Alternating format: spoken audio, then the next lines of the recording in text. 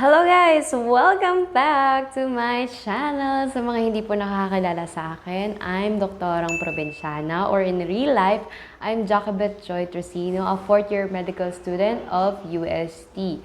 So in this vlog, katulad ka ng nakita nyo sa title, it will be all about how to get a high NMAT score. So I'm sure na kailangan to ng lahat ng mga aspiring doctors natin dyan kasi bago ka pumasok ng med school, kailangan nakapag-take ka muna ng National Medical Admission Test. So this vlog will help you guys paano ba makakakuha ng mataas na score. Kasi kailangan talaga natin yan, lalo na kung nag-a-apply tayo para sa mga malalaking school or mga bigating school. So, simulan na natin ang vlog na to!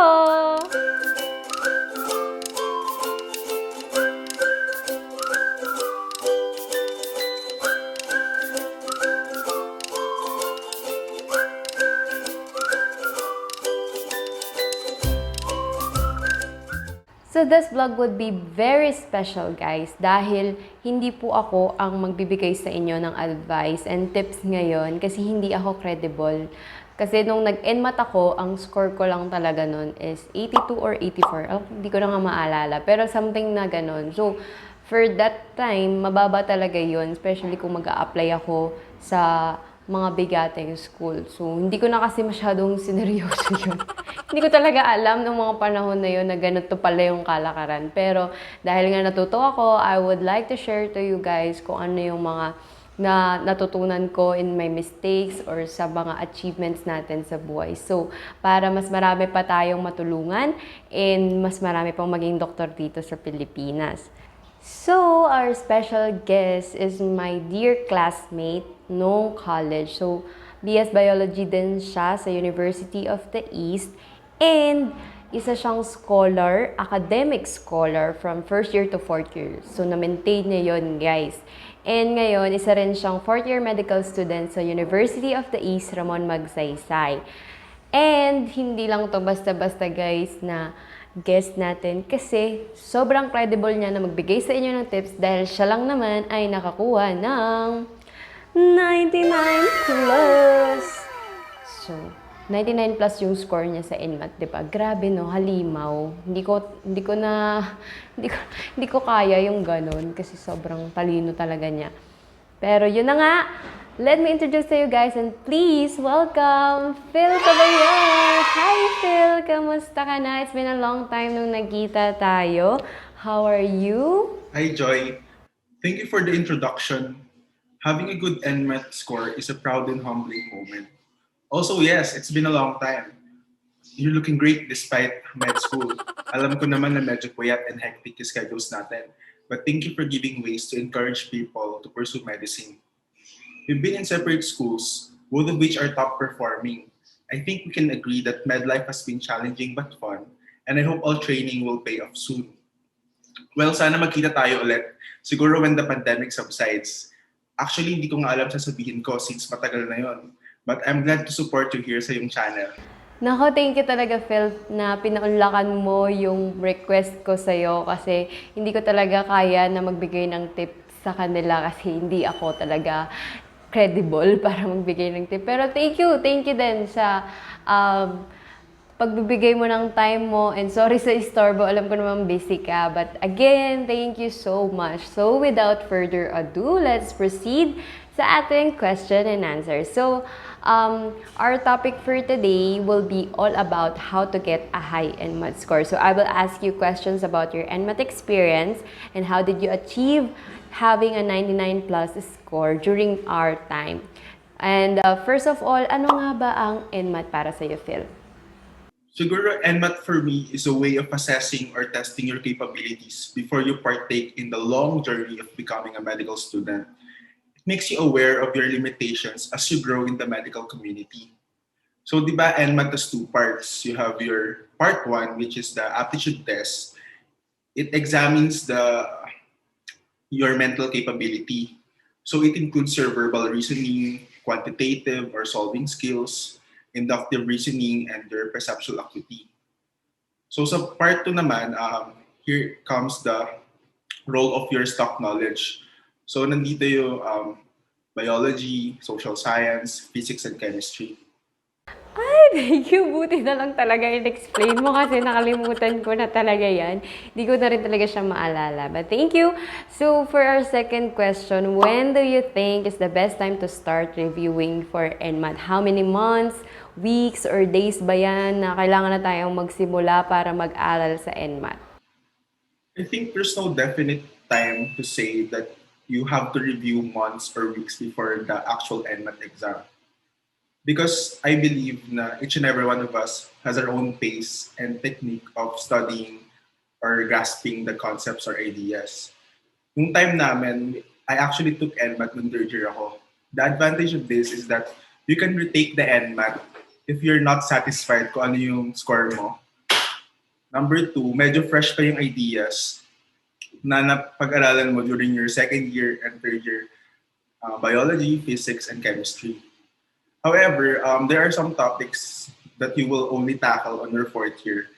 Kaya pag nag-take ka ng third year or earlier, hindi mo pa alam yung mga topics na yon and you might not encounter it and not answer it during the NMAT exam. So yes, so depende talaga yan sa inyo guys. Kung kayo yung type ng tao na effective na or sanay na mag-aral ng ahead of time, then go. Pero kung ikaw yung tao na katulad ko na mas nagiging effective learner ako kapag nape-pressure na ako sa time or pag malapit na yung exam, then yun din yung gawin mo. But kilala mo yung sarili mo and you should take note of kailan ka talaga magpe-perform ng best. So, for the next question, how do you prepare for each part of NMAT? Kasi 'di ba, maraming part yan and iba-iba talaga. So, please explain na din sa kanila, Phil.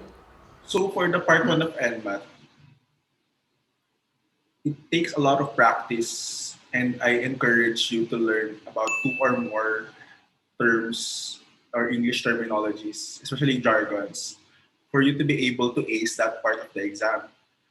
For the solving skills, you have to review your high school algebra, your trigonometry, and geometry. But for the perceptual acuity and inductive reasoning, you really have to download resources for you to practice them because it's really hard to create patterns and figures out of nowhere. So for the part 2 naman, I think it's better if you review these concepts early and recently before you take the exam. Because the more you know these special areas, the more you can answer these types of questions. Because they're in-depth science. That's for the part 2 of the NMAT. Yes, that's our expert, guys. So, the next question would be, what would be your advice on how to study wisely for NMAT? May mga routines ka ba? May mga techniques or ways ka na masasabi mong effective nga siya gawin? For the routines or techniques, you really have to play on your own strengths and limitations for you to plan ahead on what concepts you should focus on. For example, if you're not inclined in mathematics, you might want to spend more time practicing equations, especially word problems. And during your preparation, simulate yourself at a time-pressured environment. By doing this, makaka-develop ka ng techniques in order for you to answer the actual exam efficiently in a short period of time. Oo, no. So, kailangan mo na din talaga na i-practice din yung feeling na nag-e-exam ka kasi lalo na kung wala pa kayo nag-board exam kasi feeling ko hindi pa naman sa mga mayroong license, hindi pa rin naman. Pero para rin siyang board exam din kasi. So, time pressure din talaga yon. So, i-practice nyo na din yung sarili nyo kasi malaking tulong din talaga yon, guys. So, for the next question, what materials should be used ba when studying for NMAT? Kasi syempre, ang daming information na kailangan i-memorize and i-process yan. Also, ang dami ding reviewers na nagkalat dyan. So, ngayon, what would be your advice regarding sa dapat nilang i-acquire na review materials for NMAT? So here's the thing. You don't really have to purchase top-of-the-shelf expensive NMAT reviewers. The notes and materials you have during your high school and college is quite sufficient. I suggest that you download a lot of practice tests and after you answer them, reflect on the concepts for you to be familiarized on how they formulate the multiple choice questions. So, ayun guys, make use talaga of everything na meron ka na. And kasi feeling ko kung magdadagdag ka pa ng mga madaming reviewers, lalo ka lang malilito. But focus na review lang guys, and kailangan aralin mo lang talaga yung mga basics. And for this question, I'm sure maraming mga interested dito katulad ako. Kung paano ka ba nag-prepare the day before the exam? Nag-aral ka pa ba or nagpahinga ka na lang? Or any last minute na ginawa that you would also advise our viewers? Well, I can say an effective way to ace the NMAT, especially the special areas of science, is helpful if you can recall the concepts easily. So, better to study some high yield but simple topics a month or week before the NMAT. So, maganda na nakakover mo yung a lot of topics in a simple and senseful way. However, you don't really have to cram the unnecessary details, especially a day before the test. Baka ma-mental block ka pa due to overthinking a lot of in-depth details. Better to relax and let your brain passively integrate what you went through during your reviews. Oh guys, wag niyong i-pressure yung sarili ninyo kasi baka the day pa talaga ng exam, bigla kayong ma-mental block or mawala lahat ng mga inaralan niyo. So, kalma lang guys, inom ng tubig, pahinga, hinga-hinga, and then matulog kayo ng maaga kasi kailangan din talaga ng katawan mo na i-rest, especially nung mind mo kasi ang dami niyang laman. So, kalma lang guys, kalma lang kayo, huwag kayo masyadong kabahan. So, itong next question ko, feel ko napaka-crucial nito since kahit ako nahirapan na mag-decide kung magre-review center ba ako. Kasi ang mahal. So, magkano na nga ba yung binayad mo dun? So I paid, I think, less than 8,000 in a review center. There are a lot of cheaper review centers or other choices, and I suggest you browse them and their schedules. Some of them actually offer discounted prices based on some conditions. O, di ba? Hindi ko kayang bayaran yun, guys, kasi hindi ako mayaman. Wala kaming pera na gano'n kasi nakapapagalitan ako ng tatay ko kung hihingi ako ng gano'ng pera sa kanya that time. Pero going back to the question, para sa iyo na nag-review center and naka 99 plus ka, worth it nga ba na mag-review center? Since I was only third year that time, I thought that it would help me tackle some concepts too early for my year level. But the question, is it really worth it? Depends. A slight push is okay for you to be inspired in studying and preparing for the NMAT. Honestly, concept-wise, review centers can only offer as much. Nasa sa'yo pa rin yung determinant if you can easily grasp things in a short amount of time or slowly but surely paying attention to the details to understand the topics, both of which are equally important. What you really get from the review centers is a practice test and techniques of answering multiple choice questions efficiently, which takes a lot of experience and advice from the lecturers. If hindi talaga kaya, just answer as many questions as possible to learn through trial and error from the practice test you could gather. For the last question, I think I would be the one na kailangan na mag-answer nito kasi ito naman yung case ko. So, what if na hindi ka, ayaw mong mag-apply sa review center or hindi mo talaga kaya na mag-apply sa review center, okay lang ba yon? My answer would depend sa goal mo kasi. So, kung ang goal mo talaga is makakuha ng mataas na score katulad nung kay Phil, mas okay talaga and reassuring talaga na mag-review center ka kasi matututo ka talaga doon ng mga techniques at tuturuan ka nila. But if yung med school naman na applyan mo does not require yung mataas talaga na grade ng NMAT para ma-accept ka, then wag ka na siguro gumastos ng ganun kalaki. But guys, it really depends sa med school na papasukan mo. Kasi merong mga med school na mas mababa yung NMAT score na requirement nila compared sa ibang school. So, tingnan nyo na kaagad kung ano yung NMAT score ng school na gusto din yung pasukan. Then, yun yung targetin mo. And dun ka mag-decide kung magre-review center ka ba or hindi. So, I hope na nakatulong yung sinabi ko, katulad ng mga sinasabi ni Phil. Sorry guys kasi ganun talaga yung naging experience ko and yun talaga yung perspective ko when it comes to review center. So that ends our question and answer about this vlog on how to get a high NMAT score. Thank you so much, Phil. Thank you talaga, no? Thank you talaga sa time mo.